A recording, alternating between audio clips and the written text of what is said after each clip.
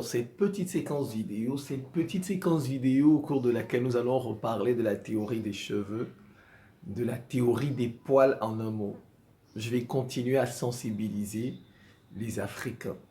Je vais m'inspirer de l'actualité pour sensibiliser les Africains.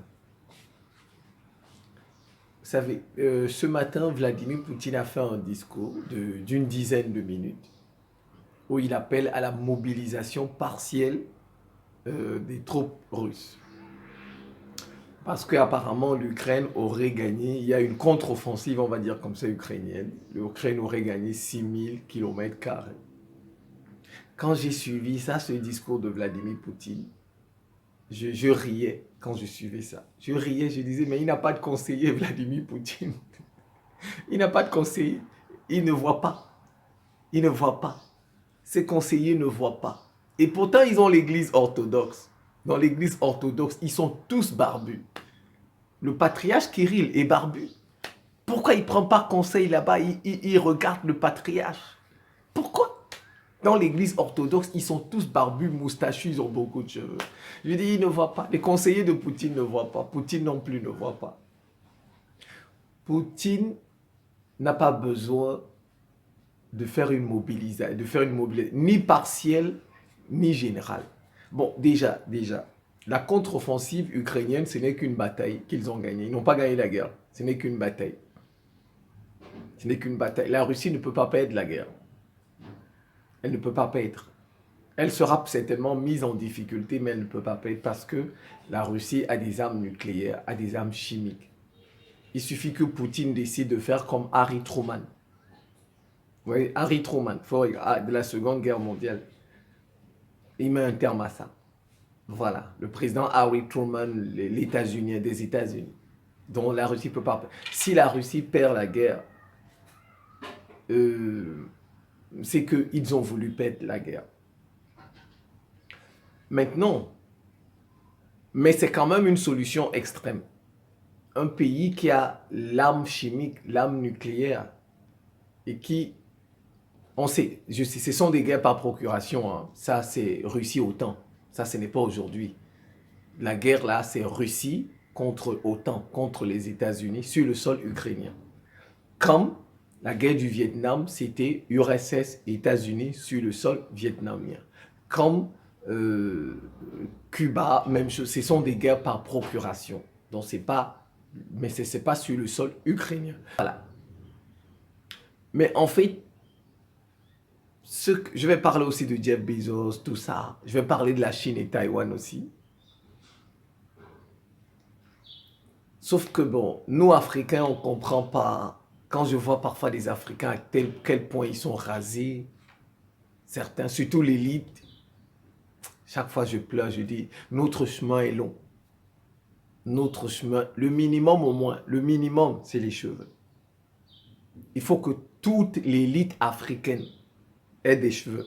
L'élite, les cadres, ceux qui dirigent là, ceux qui prennent des décisions, les patrons d'entreprise. Le minimum, c'est les cheveux. Maintenant, parce que l'histoire est faite par les hommes qui ont des cheveux. Les hommes et les femmes qui ont des cheveux. C'est ça. Dans l'histoire, il n'y a pas de personnes rasées dans l'histoire, qui ont fait l'histoire. Des grandes choses, des grandes réalisations, il n'y a pas de personnes rasées. Il n'y en a pas. Peut-être une ou deux. Mais sur 10 000 personnes, vous allez peut-être trouver 2 rasées. Déjà, sur le plan de la santé, la barbe, la moustache, tout ça c'est important parce que ça protège la bouche. Ça protège le nez. Quand vous avez beaucoup de moustaches, beaucoup de barbe, vous aurez peu de rhume. Peu de rhume, la grippe, tout ça. Parce que les microbes, là, ça passe par là. Or, la moustache protège tout ça. La barbe, la moustache, ça protège les dents. Les gens qui ont la barbe et la moustache, ils n'ont pas beaucoup mal aux dents. Ils n'ont pas beaucoup. Je dis ceux qui ont gardé ça depuis des années. Je ne dis pas maintenant, là, non. Depuis, ça protège. Déjà, sur le plan de la santé, c'est important.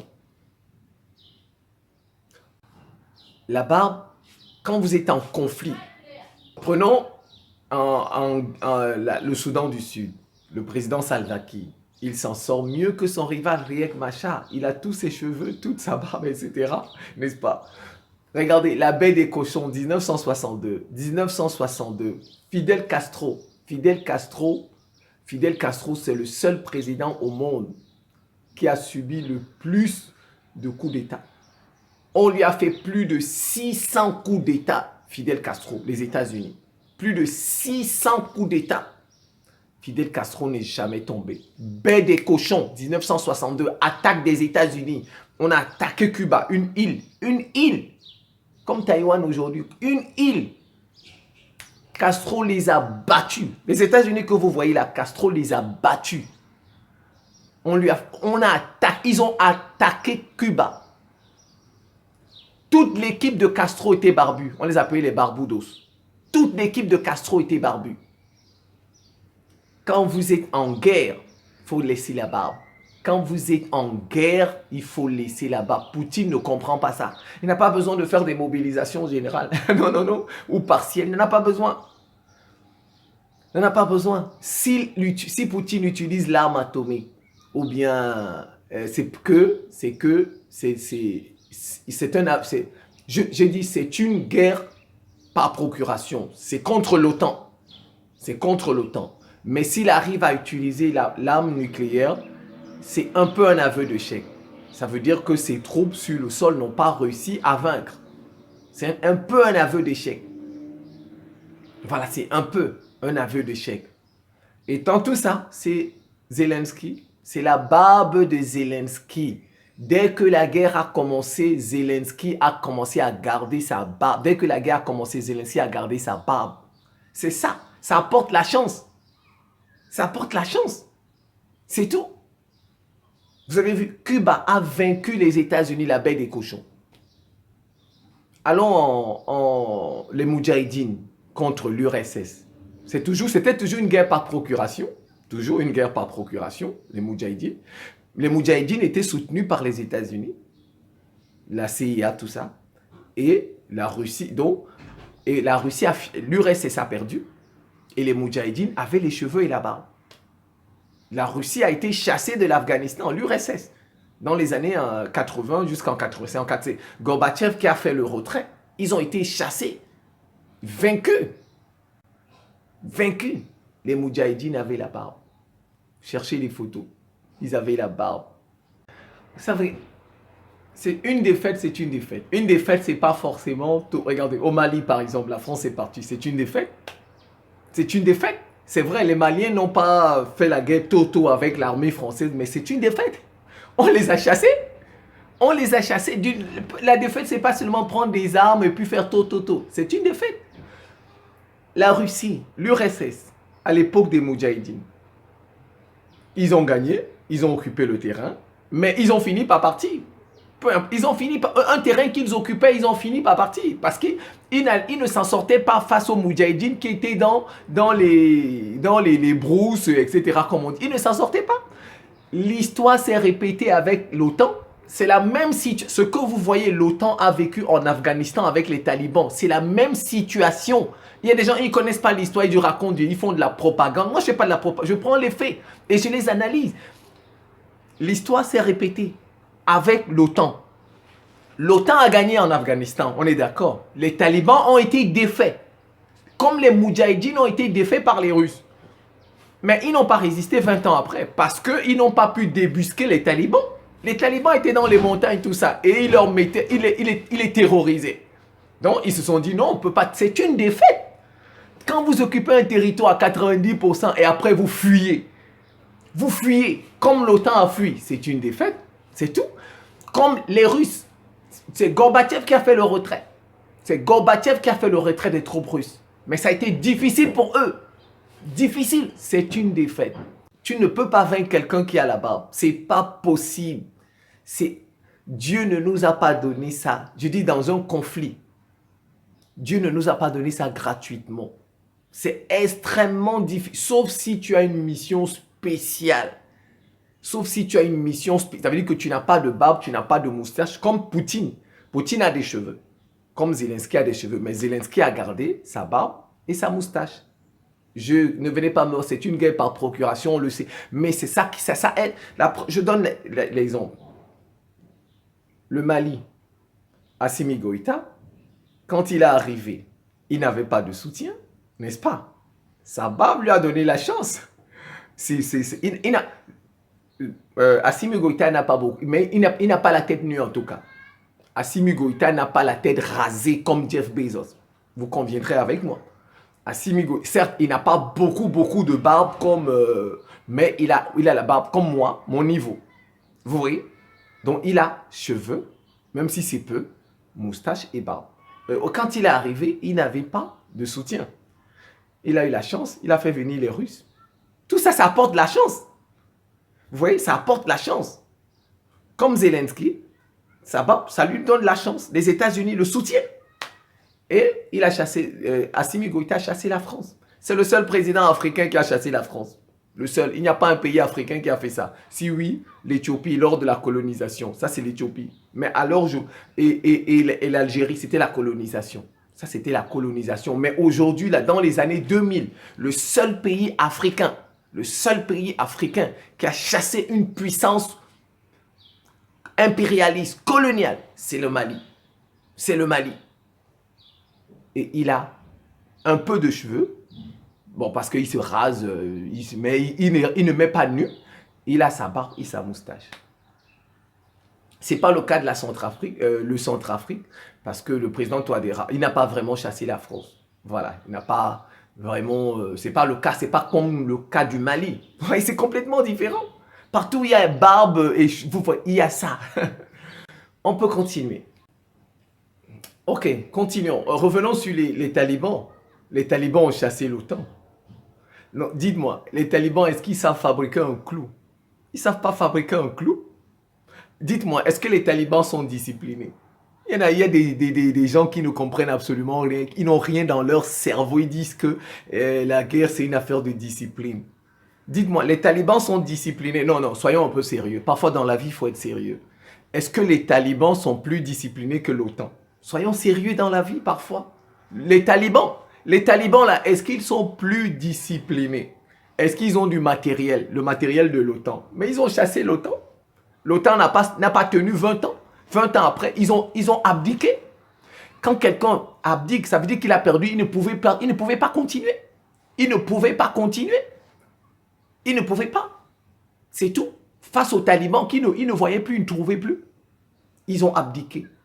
Dites-moi, vous pensez que les talibans sont plus disciplinés que les Occidentaux? Soyons sérieux.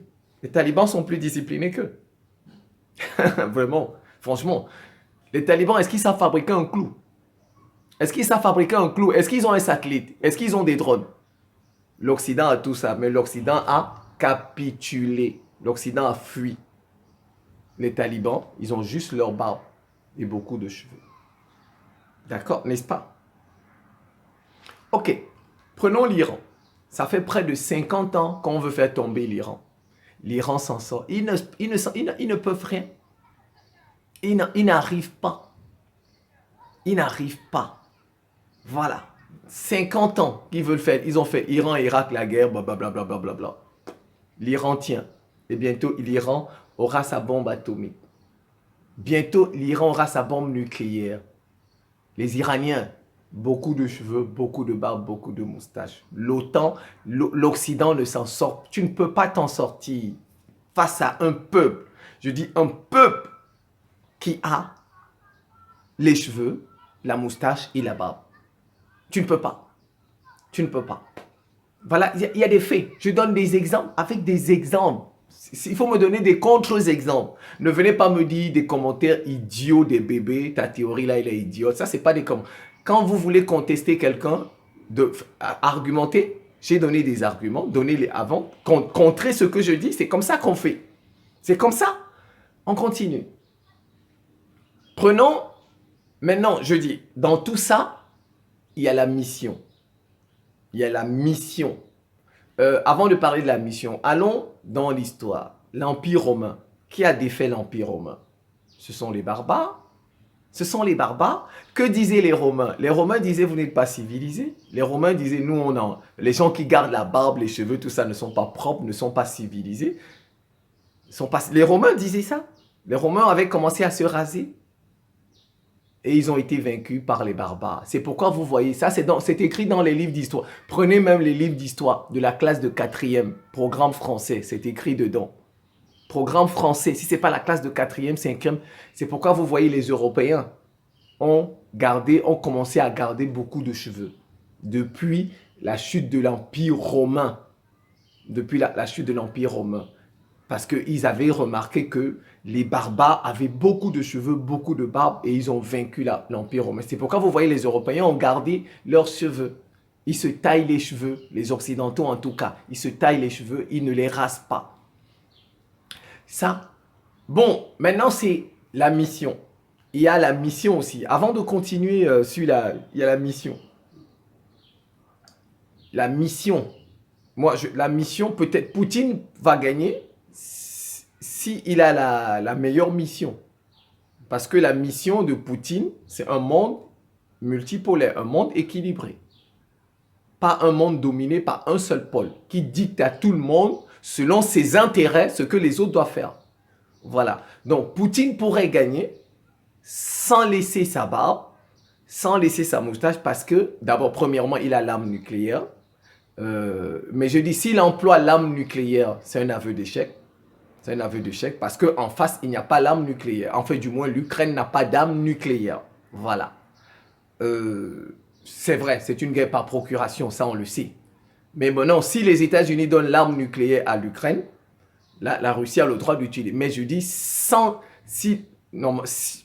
pour que la Russie sorte de là haut la main, il faut qu'elle gagne au corps à corps, sans employer l'arme nucléaire. Alors, j'étais sur la mission. Donc, Poutine pourrait gagner parce qu'il a la meilleure mission. Moi, en tout cas, c'est mon avis. C'est mon avis.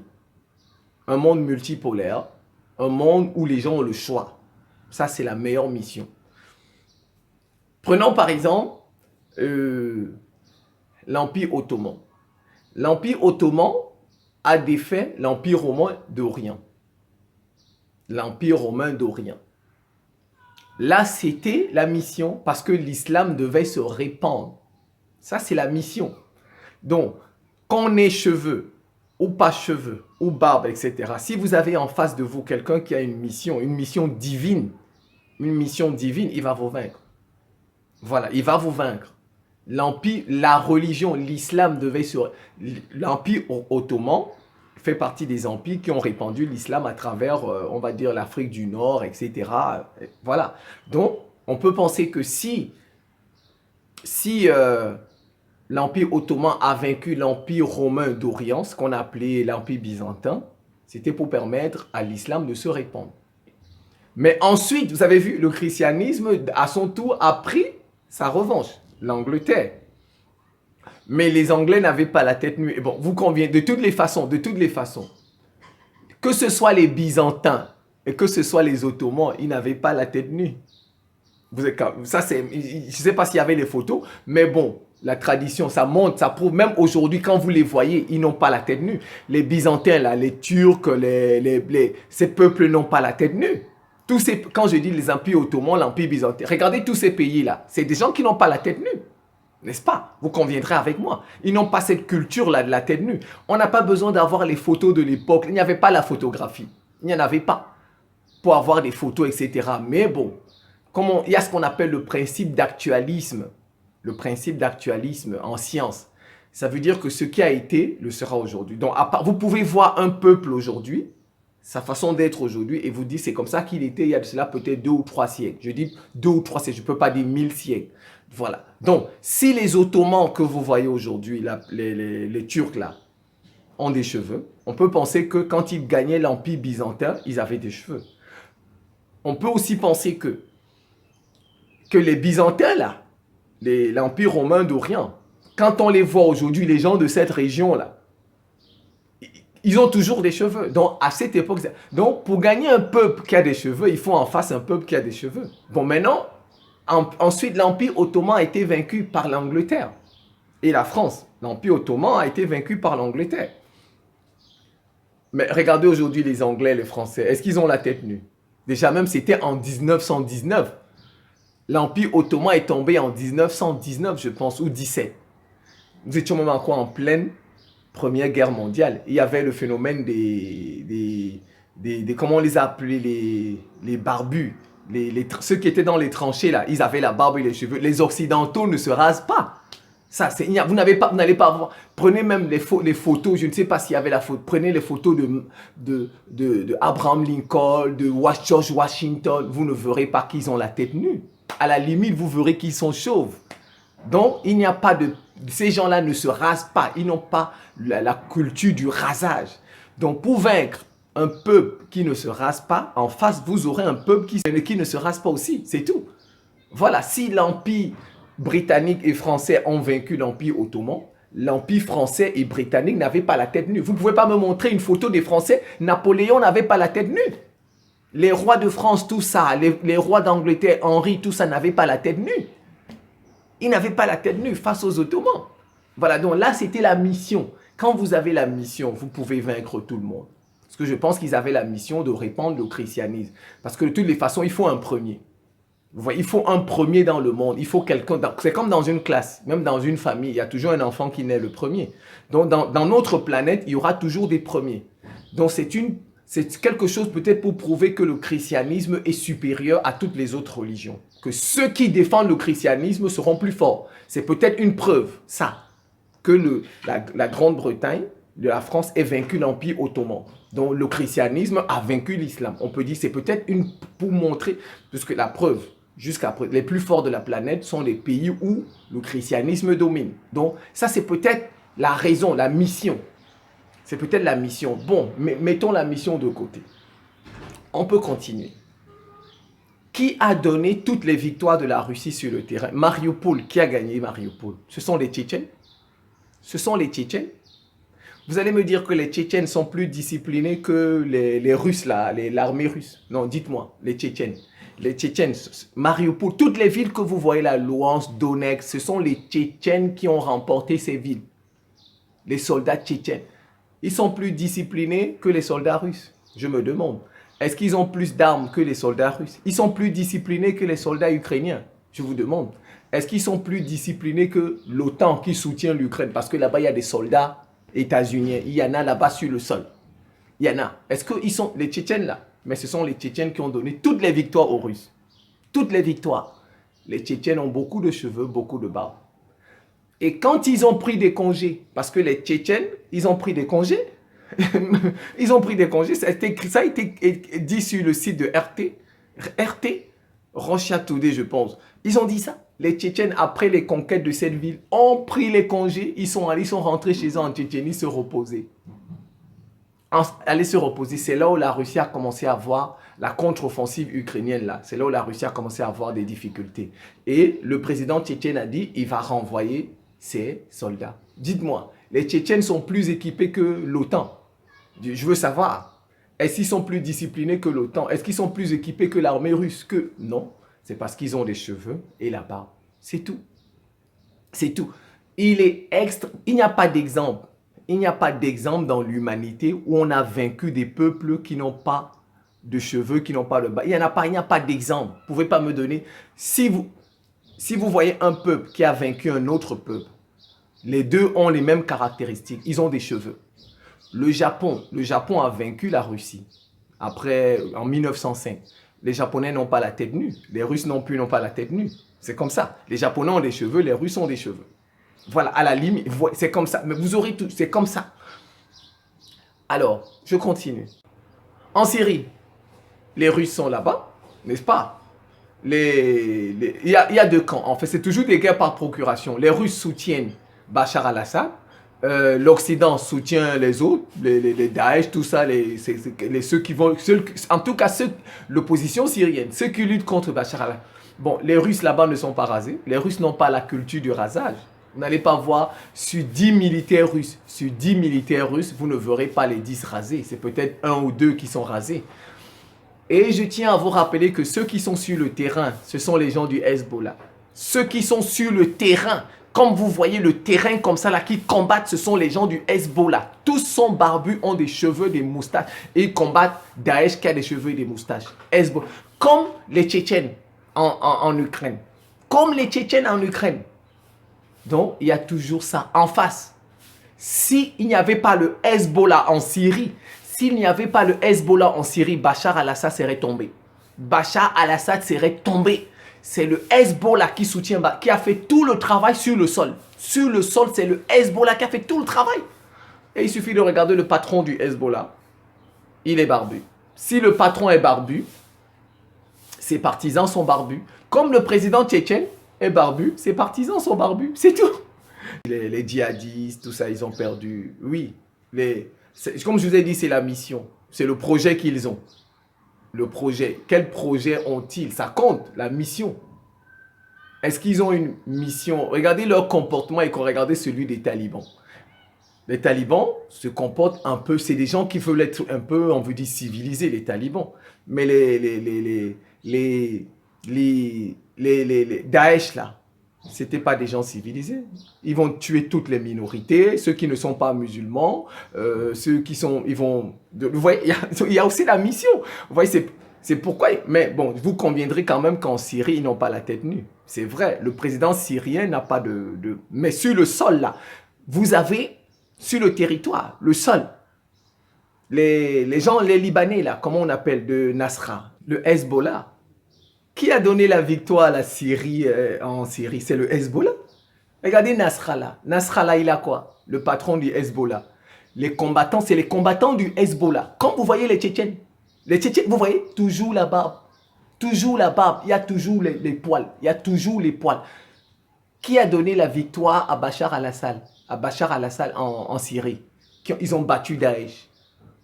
Daesh a beaucoup de cheveux, d'accord? Daesh a beaucoup de barbe, de moustache, mais en face, ils ont trouvé le Hezbollah. Le Hezbollah n'a pas la tête nue. Le Hezbollah a aussi la barbe et la moustache. Ça se vérifie avec son patron. Comme ça se vérifie avec les Tchétchènes et le président des Tchétchènes. Vous voyez?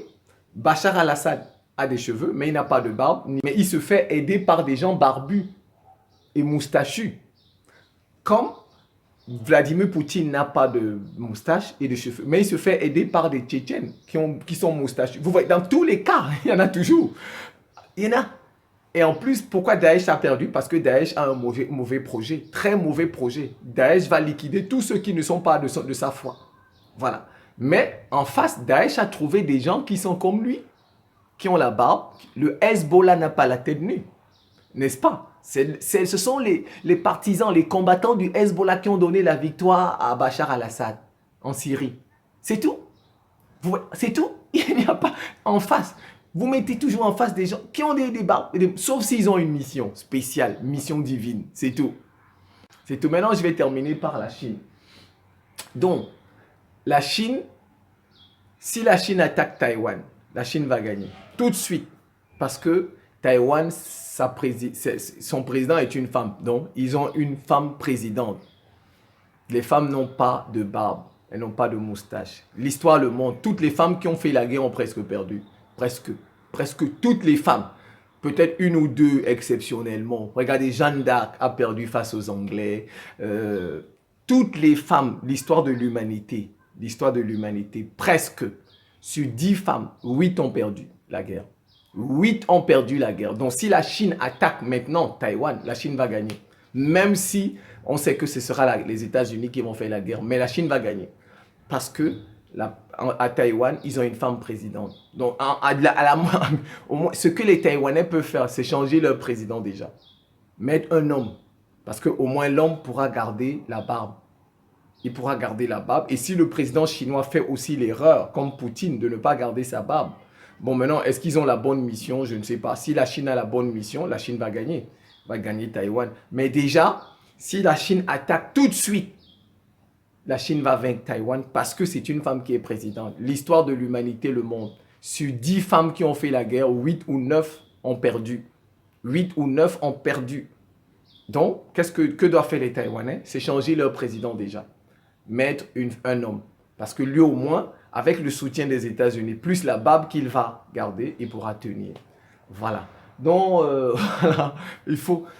On gagne difficilement. Je ne dis pas que on le... Je dis on gagne difficilement un peuple qui a des cheveux, qui a la barbe, qui a la moustache. Difficilement. Sauf si tu as une mission sur lui.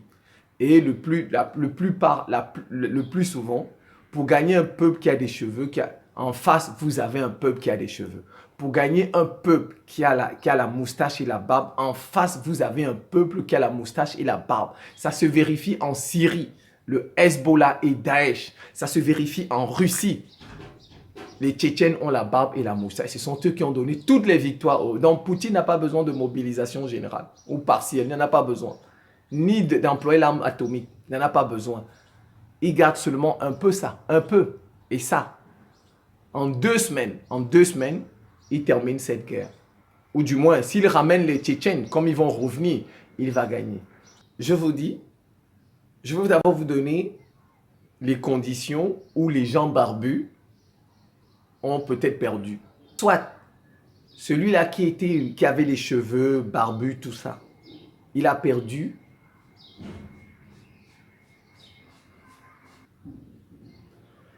Voilà, il a perdu, soit parce qu'il est venu tôt. Donc, ce n'était pas le moment. Donc, ce qu'il a fait, ce qu'il a dénoncé, par exemple, ou bien la personne avec qui, le peuple avec le pays avec lequel il était en guerre, ce n'était pas le moment de déclarer la guerre. Il est venu tôt. Il n'est pas venu à l'heure. Voilà, il y a des situations comme ça. Voilà. Soit il est venu tôt. Si vous prenez par exemple, je peux vous donner des exemples. Moi, je parle avec des exemples. Le premier qui a critiqué le franc CFA, c'était un Camerounais s'appelait Joseph Pouemi, un économiste. Il avait beaucoup de cheveux, beaucoup de barbe, beaucoup de moustaches. Mais il a été tué dans les années 84 ou 85, comme ça. C'est le premier qui a écrit un ouvrage sur le franc CFA. Mais je pense qu'il était venu tôt. Voilà, il était venu tôt. Il n'était pas venu au bon moment. Il n'était pas venu au bon moment. Vous voyez, il était venu tôt. Soit, maintenant, un autre c'est soit, il n'était pas au bon endroit. Il n'était pas au bon endroit ou il était athée. Voilà, soit il n'était pas au bon endroit ou il était athée. C'est le cas de Che Guevara. Ça, c'est le cas de Che Guevara.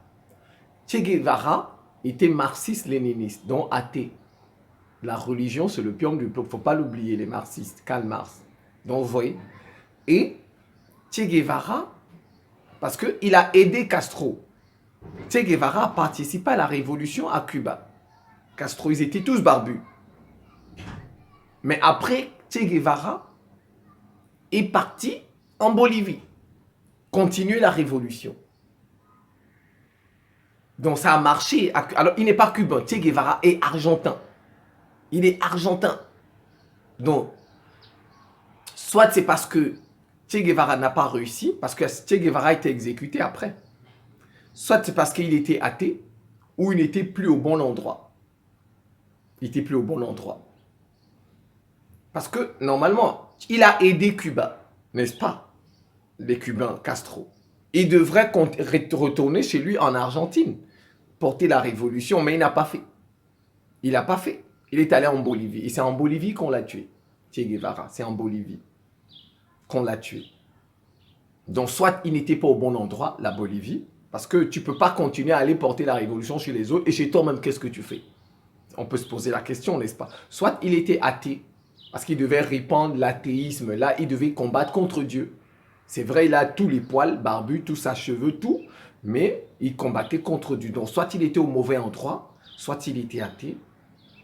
Et ça se vérifie encore avec même Fidel Castro, parce que Fidel Castro a réussi chez lui. Oui, mais il a voulu exporter la révolution en Afrique. En Afrique, au Congo, tout ça, mais ça n'a pas marché. Mais je pense que pour Fidel Castro,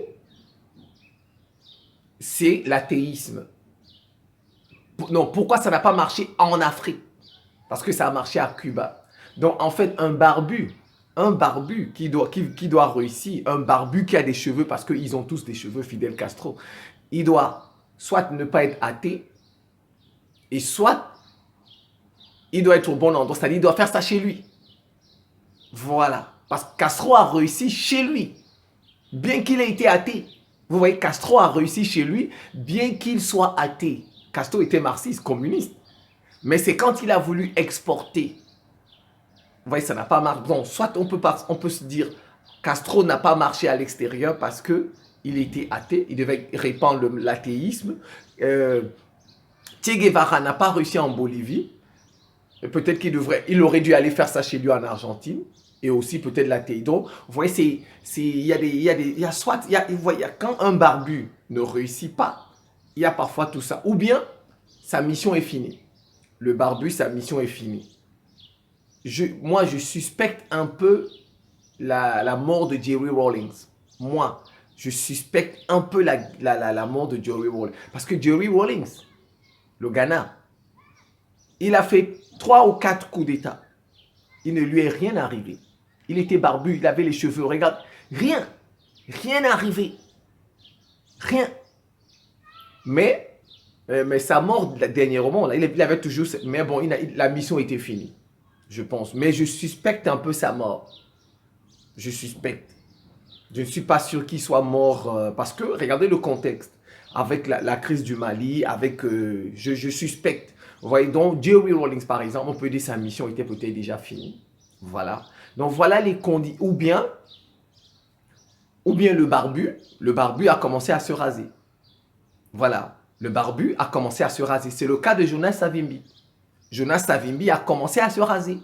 C'est pourquoi il a été défait. Quand Jonas Savimbi était en brousse, avec beaucoup de barbe, il menaçait Dos Santos.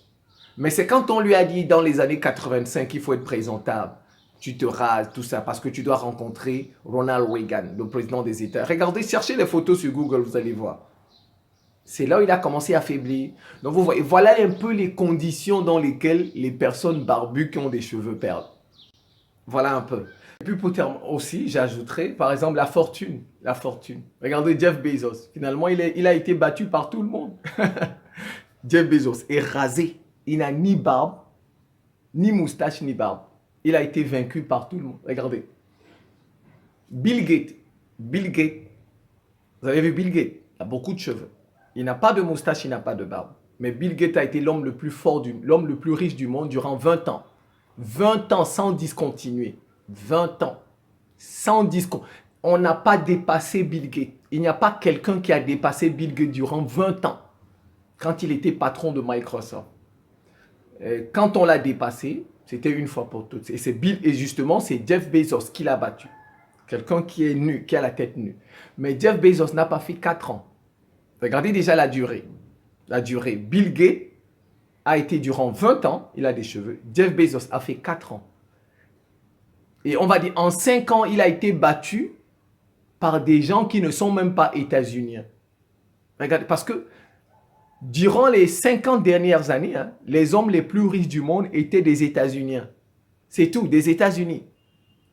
C'est Jeff Bezos. C'est Jeff Bezos qui a fait que les non-États-Uniens deviennent les hommes les plus riches. Il a été battu par le français Arnaud. Jeff Bezos. Il a été battu par le français Arnaud. Jeff Bezos vient d'être battu par un Indien. Par un Indien. Il est 3e maintenant, même 4e. Vous voyez, quand vous vous rasez, à la longue, vous allez faiblir. À la longue, vous allez perdre, vous allez faiblir. Dans tous les domaines, peu importe le domaine. Peu importe le domaine où vous vous trouvez. Au fur et à mesure que vous vous rasez, cheveux, barbe, moustache, si vous avez en face de vous un rival, il va vous gagner. Si vous avez en face de vous, avec le temps, il va vous gagner. Jeff Bezos, il a été battu par un Français. Il a été battu par un Indien. Bon, l'homme le plus riche maintenant, c'est Elon Musk, un États-Unien. Vous voyez? Et Jeff Bezos n'a fait que 4 ans, de 2017 à 2021. 4 ans. Et en 2022, on va dire 5 ans, il a été battu par un Français et un Indien. Ce qui n'était jamais arrivé ces 50 dernières années. Ces 50 dernières années, les hommes les plus riches de la planète étaient États-Uniens. Quand vous entendez parler des Rockefeller, tout ça, c'était des États-Uniens. Et le dernier qui a mis 20 ans, c'est Bill Gates. Et il n'a jamais été dépassé par un non-États-Unien. Jamais. Jamais il a été dépassé par un États-Unien, Jeff Bezos.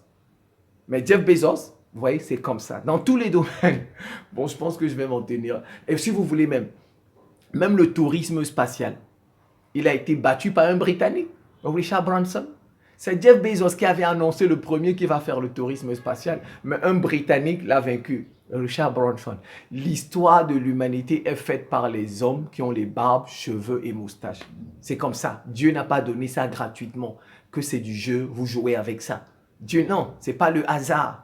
L'histoire de l'humanité est faite en grande partie par les hommes qui ont des cheveux, qui ont la moustache, qui ont la barbe.